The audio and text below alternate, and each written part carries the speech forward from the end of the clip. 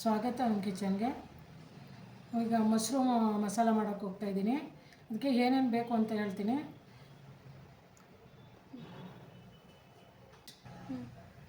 ಮಸಾಲೆಗೆ ಏನೇನು ಬೇಕು ಅಂತ ಹೇಳ್ತೀನಿ. ಗಸಗಸೆ 1 ಸ್ಪೂನು, ಅರ್ಧ ಸ್ಪೂನು ಮೆಣಸು, ಅರ್ಧ ಸ್ಪೂನು ಸೋಂಪು, ಒಂಚೂರು ಚಕ್ಕೆ, 4 ಲವಂಗ, 2 ಏಲಕ್ಕಿ. ಏಲಕ್ಕಿ ಬೇಕಂದರೆ ಹಾಕ್ಕೋಬೋದು, ಇಲ್ಲಾಂದರೆ ಬೇಡ. 1 ಕಪ್ ತೆಂಗಿನಕಾಯಿ, ಟೊಮೊಟೊ 2 ತೊಗೊಂಡಿದ್ದೀನಿ. ಯಾಕೊತ್ತಾ 400 ಗ್ರಾಮು ಮಶ್ರೂಮ್ ತೊಗೊಂಡಿದ್ದೀನಿ, ಅದಕ್ಕೋಸ್ಕರ 2 ಟೊಮೊಟೊ ತೊಗೊಂಡಿದ್ದೀನಿ. 200 ಗ್ರಾಮ್ ಆದರೆ ನೀವು 1 ಟೊಮೊಟೊ ತೊಗೊಂಡ್ರೆ ಸಾಕು. ಇದು ಈರುಳ್ಳಿ ತೊಗೊಂಡಿದ್ದೀನಿ ಒಗ್ಗರಣೆಗೆ, ಮತ್ತು ಸ್ವಲ್ಪ ಕರ್ಬೇವಿನ ಸೊಪ್ಪು, 1 ಇಂಚು ಶುಂಠಿ, 10-12 ಬೆಳ್ಳುಳ್ಳಿ ಇಲ್ಕು, ಮತ್ತು ಕೊತ್ತಂಬರಿ ಸೊಪ್ಪು. ಇದು ಬಾಡಿಸ್ಕೊಳ್ಳಿಕ್ಕೆ ಇದು ಈರುಳ್ಳಿ ಇದು ಬೇರೆ ಸಪ್ರೇಟಾಗಿ ಹೆಚ್ಕೊಂಡಿದ್ದೀನಿ. ಮತ್ತು ಇದಕ್ಕೆ ಬೇರೆ ಏನೂ ಹಾಕೋಂಗಿಲ್ಲ. ಗರಂ ಮಸಾಲ ಅದು ಇದು, ಧನಿಯಾ ಪುಡಿ 2 ಸ್ಪೂನು, ಮೆಣಸಿನ್ಕಾಯಿ ಪುಡಿ ನಿಮ್ಗೆ ಎಷ್ಟು ಖಾರಕ್ಕೆ ಬೇಕೋ ಅಷ್ಟು ಹಾಕ್ಕೊಳ್ಳಿ. ಮತ್ತು ಇದು ಅರಿಶಿನ ಪುಡಿ 1 ಸ್ಪೂನು. ಈಗ ಇದನ್ನ ಮೊದಲು ಹುರ್ಕೊಳ್ಳುವ. ಮೊದಲು ಸ್ವಲ್ಪ ಬಾಣಲೆಗೆ ಎಣ್ಣೆ ಹಾಕೊಳ್ಳೋಣ.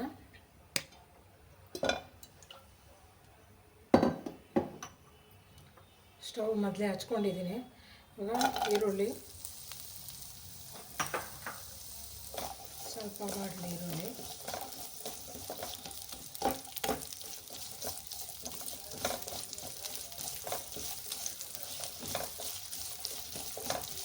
ಈ ಗಸಗಸೆ ಎಲ್ಲ ಸ್ವಲ್ಪ ಇದು ಬಾಡಿದ ಮೇಲೆ ಹಾಕ್ಕೋಬೇಕು. ಯಾಕಂತ ಮೊದಲೇ ಹಾಕಿದ್ರೆ ಇದು ಸುಟ್ಟೋಗ್ಬಿಡುತ್ತೆ. ಲೋ ಫ್ಲೇಮಲ್ಲೇ ಹುರ್ಕೊಳ್ಳಿ.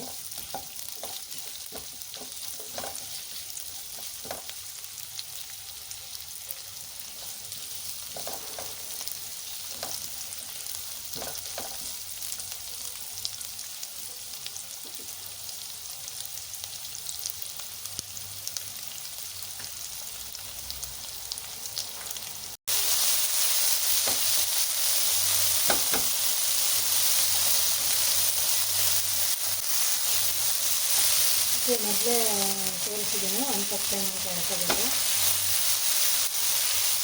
ಅದು ಕೂಡ ಸ್ವಲ್ಪ ಬಾಡಿಸ್ಕೊಂಡ್ರೆ ಚೆನ್ನಾಗಿರುತ್ತೆ.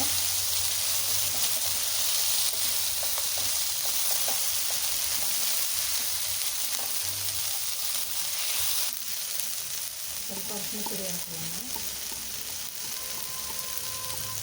ಮೊಸರಿಗೂ ಸ್ವಲ್ಪ ಹಾಕ್ಕೋಬೇಕು. ಅದು ನಾವು ಬೇಯೋಕೆ ಬಿಡ್ತೀವಲ್ಲ ಆವಾಗ. ಅರಿಶಿನ ಹಾಕಬೇಕು ಬರುತ್ತೆ, ಅದಕ್ಕೋಸ್ಕರ ನಮಗೆ ಬೇಯುವಾಗ ಹಾಕಬೇಕು.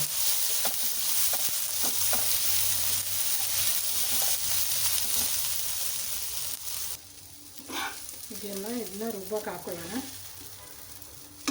ಇದೇ ಬಾಣಲಿಗೆ ಇವಾಗ ಮೇಲಿಟ್ಟು ಅಣಬೆ ಸ್ವಲ್ಪ ಫ್ರೈ ಮಾಡ್ಕೊಳ್ಳೋಣ. ಇದು ಅಷ್ಟರೊಳಗೆ ರುಬ್ಕೊಳ್ಳೋ ಅಷ್ಟರಲ್ಲಿ ರೆಡಿ ಆಗುತ್ತೆ. ಅಷ್ಟೊಂದು ಇಟ್ಬಿಟ್ರೆ ಬಿಸಿ ಬರಲ್ಲ.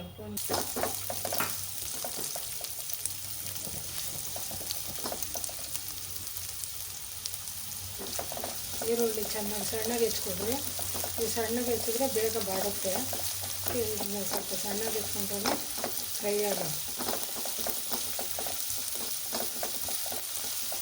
ಚೆನ್ನಾಗಿ ಫ್ರೈ ಆಗಬೇಕಿದು. ಮತ್ತು ಸ್ವಲ್ಪ ಕರ್ಬೇವಿನ ಸೊಪ್ಪು ಹಾಕೋಣ.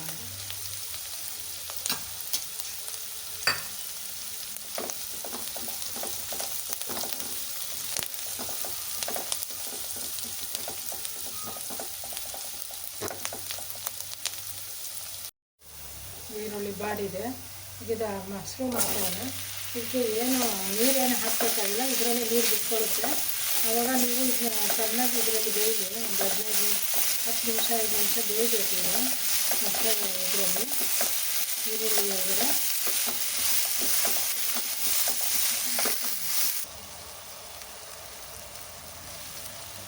ಇದರಲ್ಲಿ ನೀರು ಬಿಟ್ಕೊಂಡಿದೆ. ಚೆನ್ನಾಗಿ ಇದಕ್ಕೆ ಸ್ವಲ್ಪ ಉಪ್ಪು ಹಾಕೋಣ. ಇವಾಗ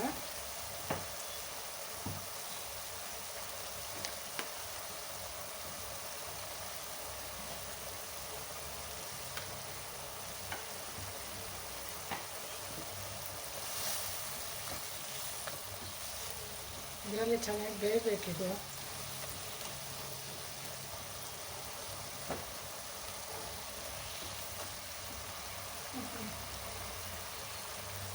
ಇದನ್ನ ನಾನು ತೋರಿಸಿರಲಿ ಇದನ್ನ ನಾನು ತೋರಿಸಿರಲಿಲ್ಲ. ಇದಕ್ಕಿದ ಬೇಳೆ ಹಾಕ್ತಾಯಿದ್ದೀನಿ. ಅದು ತುಂಬ ಟೇಸ್ಟ್ ಇರುತ್ತೆ ಹಾಕಿದ್ರೆ. ಸುಟ್ಬಿಟ್ಟು ಒಂಚೂರು ಕೆಳಗೆ ಇಟ್ಕೊಳ್ಳಿ. ಇದಕ್ಕಿದ ಬೇಳೆ ಹಾಕ್ತಾಯಿದ್ದೀನಿ. ಇದಕ್ಕೆ ಸ್ವಲ್ಪ ಇದು ಹಾಕಿದ್ರೆ ಅಣಬೆಗೆ ತುಂಬ ಚೆನ್ನಾಗಿರ್ತದೆ. ಅದಕ್ಕೋಸ್ಕರ ಇದು ತೋರಿಸಿರಲಿಲ್ಲ, ಈಗ ತೋರಿಸ್ತಾ ಇದ್ದೀನಿ, ನೋಡ್ಕೊಳ್ಳಿ.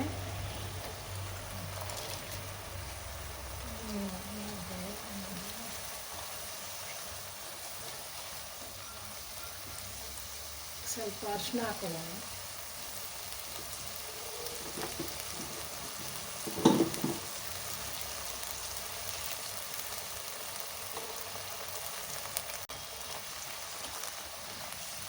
ಇವಾಗ ಇದಕ್ಕೆ ಧನಿಯಾ ಪುಡಿ ಮೆಣಸಿನಕಾಯಿನ ಹಾಕೊಳ್ಳೋಣ.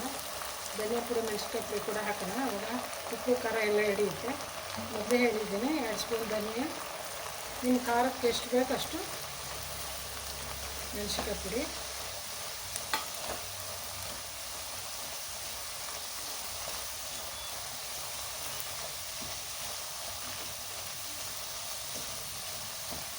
ಇವಾಗ ಇದು ಬೇಯಲಿ, ಮುಚ್ಚಿಕ್ಕುವ. ಇದಕ್ಕೆ ಬೆಂದ ನಂತರ ಮಸಾಲೆ ಹಾಕೋಣ. ಈಗ ಇದು ಬೆಂದಿದೆ. ಇದು ಮಸಾಲೆ ಹಾಕೊಳ್ಳೋಣ. ಮಸಾಲೆ ರುಬ್ಬಿ ನೈಸಾಗಿ ರುಬ್ಕೋಬೇಕು. ನೈಸಾಗಿ ರುಬ್ಬಿದ್ರೆ ರುಚಿ ಬರುತ್ತೆ. ಚಪಾತಿಗೆ ಎಲ್ಲಕ್ಕೂ, ಅನ್ನಕ್ಕೆ, ಮುದ್ದೆಗೆ ಎಲ್ಲ ತಿನ್ಬೋದು, ಚೆನ್ನಾಗಿರುತ್ತೆ.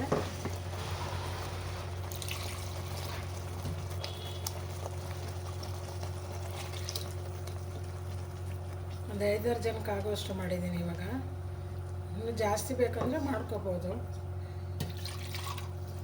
ಎಷ್ಟು ಬೇಕಷ್ಟು ನೀರು ಹಾಕೊಳ್ಳಿ. ಅತಿ ಗಟ್ಟಿ ಇದ್ರೂ ಚೆನ್ನಾಗಿರಲ್ಲ, ಮೀಡಿಯಮ್ ಇದ್ದರೆ ಚೆನ್ನಾಗಿರುತ್ತೆ. ಈಗ ಬೇಯಲಿ. ಇದು ಉಪ್ಪು ನೋಡಿ ಹಾಕ್ಕೊಳ್ಳಿ.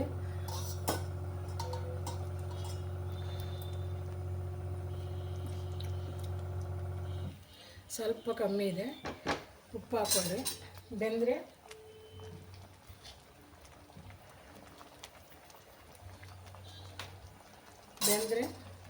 ಮಸಾಲೆ, mushroom masala ready.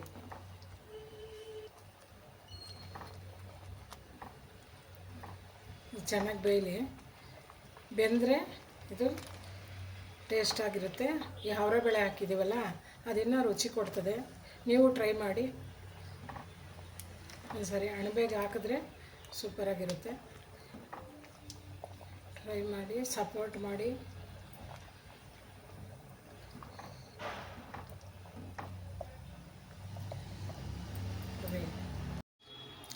Mushroom curry ರೆಡಿಯಾಗಿದೆ. ಈಗ ಸರ್ವ್ ಮಾಡೋಣ. ತುಂಬಾ ಚೆನ್ನಾಗಿರುತ್ತೆ, ಟ್ರೈ ಮಾಡಿ. ಈ ಅವರೆ ಬೇಳೆ ಇದೆಯಲ್ಲ, ಅದು ತುಂಬ ಟೇಸ್ಟ್ ಕೊಡುತ್ತೆ. ನೀವು ಕೂಡ ಟ್ರೈ ಮಾಡಿ. ಮಶ್ರೂಮ್ ಕರಿ ರೆಡಿಯಾಗಿದೆ. ನೀವು ಕೂಡ ಟ್ರೈ ಮಾಡಿ. ನೀವು ಕೂಡ ಲೈಕ್ ಮಾಡಿ, ಶೇರ್ ಮಾಡಿ, ಸಬ್ಸ್ಕ್ರೈಬ್ ಮಾಡಿ, ಕಮೆಂಟ್ ಮಾಡಿ. ನೀವು ಕೂಡ ಹೇಗಿದೆ ಅಂತ ನನಗೆ ಹೇಳಿ. ಆಗ ನಾವು ಏನು ತಪ್ಪು ಸರಿ ಮಾಡ್ಕೋಬೋದು. ಲೈಕ್ ಮಾಡಿ. Thank you.